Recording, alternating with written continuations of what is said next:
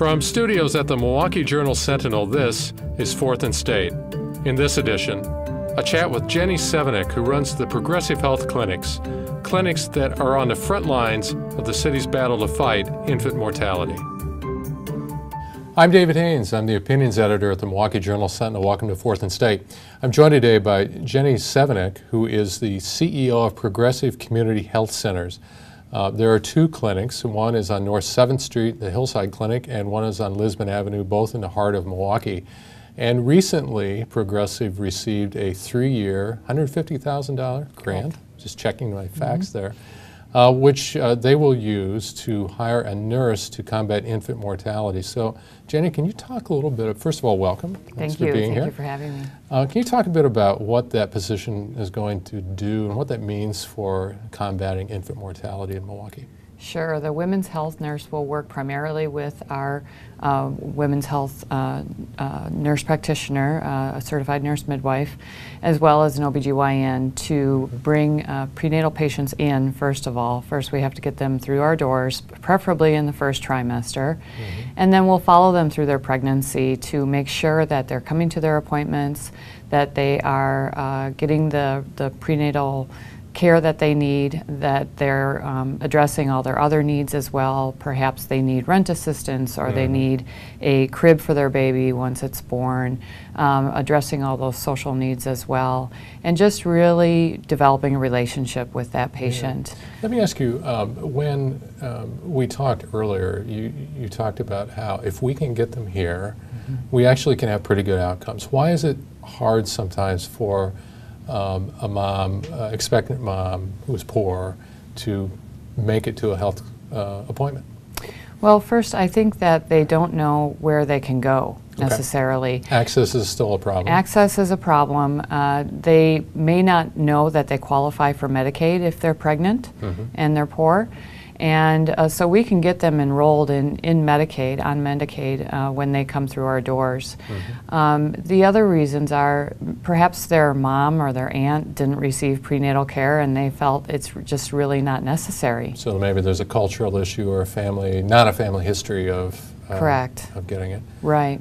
And lives can sometimes be a little complicated when you maybe are trying to find work or don't have a full-time job, or maybe you have a job that Right. They have so many other stressors that they're dealing with on a day-to-day basis, and even transportation can be an issue.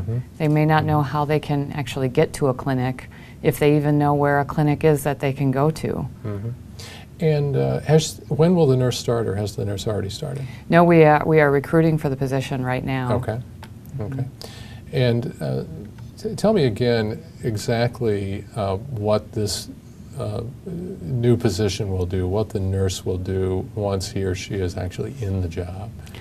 So the certified nurse midwife actually sees the patient as well as the OBGYN, but what the nurse will do is provide some education for the patient at the visit.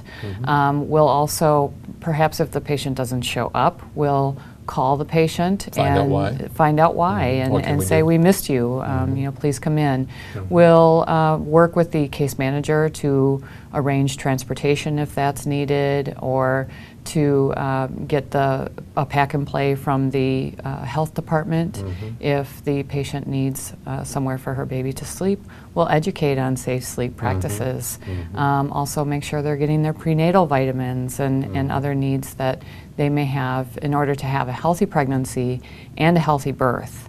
And just educate along the way to make sure that the patient knows that going to full term is really our goal here, and you will have a healthier baby if you go full term, and here are all the ways in which you can increase the likelihood of that happening. And statistically, it's a fact, right, that if you deliver full term, you have a better chance of that baby surviving and growing and thriving. Yes, and we know that the biggest part of the infant mortality crisis in Milwaukee is due to premature birth.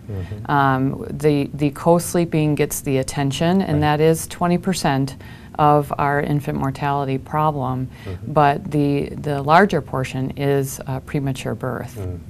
So whatever you can do to get the mom in there and get the baby full term really makes a difference.